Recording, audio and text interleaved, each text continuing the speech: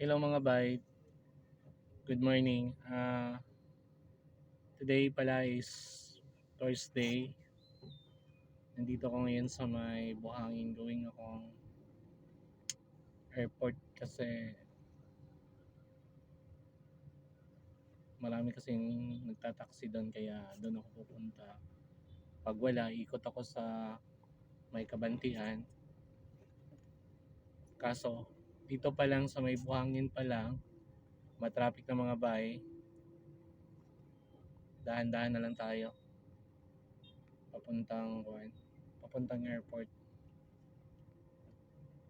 Baka kahit sana makakuha tayo ng pasahero dito kasi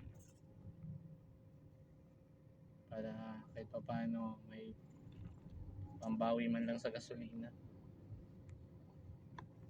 I-check natin yung bawat kanto pa rin, back to basic ulit pa rin. Punta tayo, tingnan natin yung mga bawat kanto, check natin kung may mga naglalakad, then kung may nakita tayo, minor tayo ng konti, then serbato, baka mag-taxi.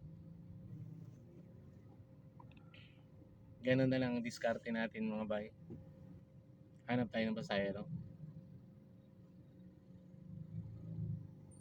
Traffic, magang-maga, mag-traffic na. Going ako palabas ng downtown, papuntang airport. Then yung going ng downtown, traffic din. Check natin tong mga nasa kanto baka mag-taxi.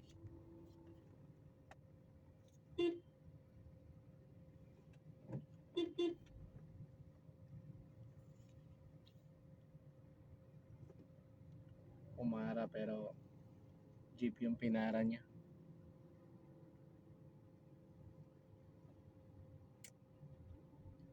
Laban lang mga bay. Magkakapasahero din tayo ngayon. Ganun lang talaga. Taste. Walang pasahero. Taste muna. Ganun lang talaga. Dahan-dahan. Tingin, kaliwa, kanan. Baka may pumara.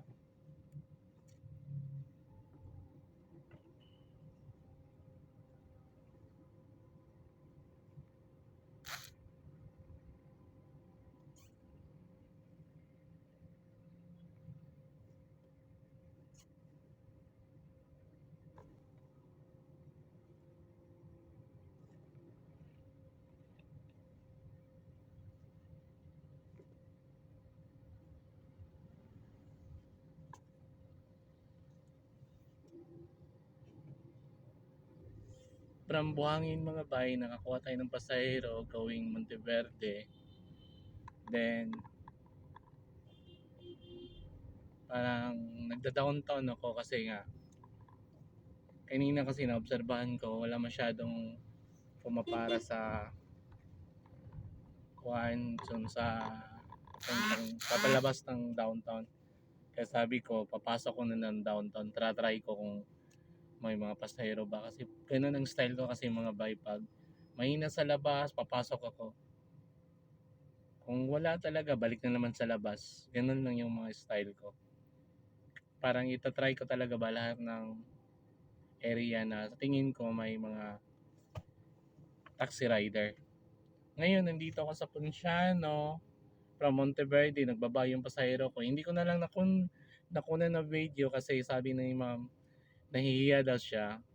Sabi ko, okay lang po. Then, after, no, nag-follow na lang daw siya. Mag-follow na lang siya. Kasi nga, kahit pa paano, makakatulong siya sa aking yung pagbablog ko. So, nag-follow siya in my YouTube channel. At saka yung sa iba sa TikTok at saka sa Facebook.